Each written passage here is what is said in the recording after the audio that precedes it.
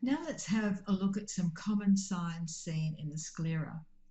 Remember, the sclera is the perfect partner to the iris.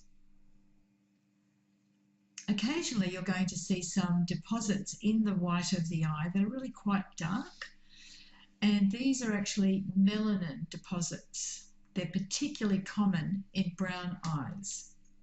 Now, brown pigment deposits in the sclera are composed of melanin, which is the substance that determines our skin colour. And this fact increases the likelihood of being common in those races with strongly pigmented skin. So how do we assess this? When seen in close proximity to the ciliary border, this pigment is considered to be unremarkable. It is a constitutional sign, and this is what we're talking about. So you can possibly see the darker skin tone in this person, and here we have very dark brown eyes, and notice that there's been a bit of a spillover of this melanin pigment, which is quite dense in their skin as well.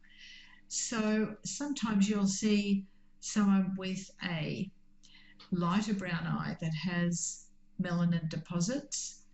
And again, if you question their genealogy, you're going to find that somebody with dark skin is in the genetic background.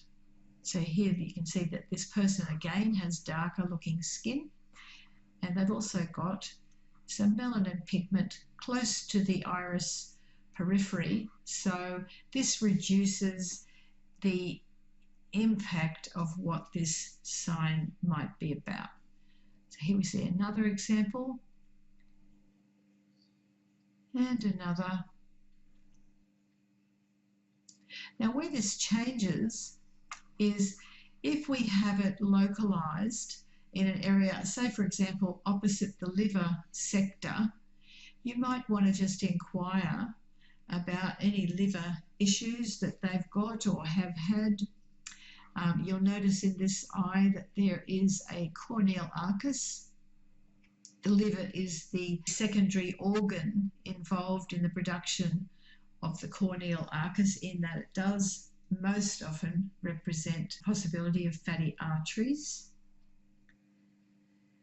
But where you get variegated pigmentation, these are often formed as we age or after instances where there has been some kind of pharmaceutical intervention. Is one way that we can get these deposits forming.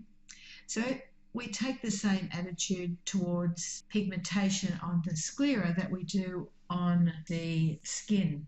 If it's variegated, if it looks like it hasn't got clear margins, and if it's separate from the iris border, then you should be inquiring about, or when they first noticed it.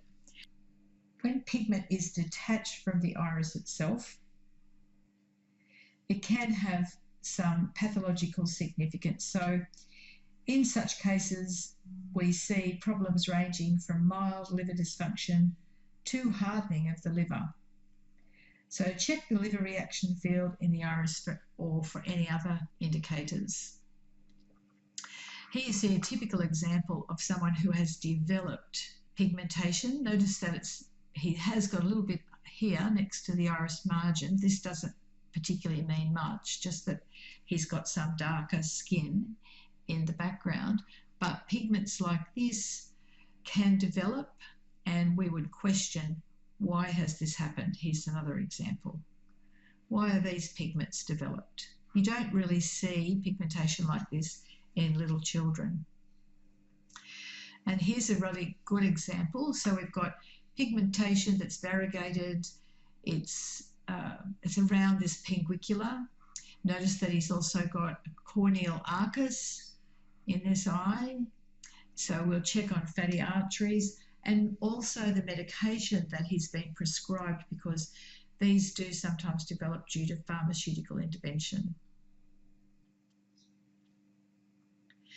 Now, if you can see in this eye, we've got the pigment right next to the iris itself, but we've also got a lot of brown deposits throughout the eye. Sometimes people have such dark skin that the sclera is pigmented throughout.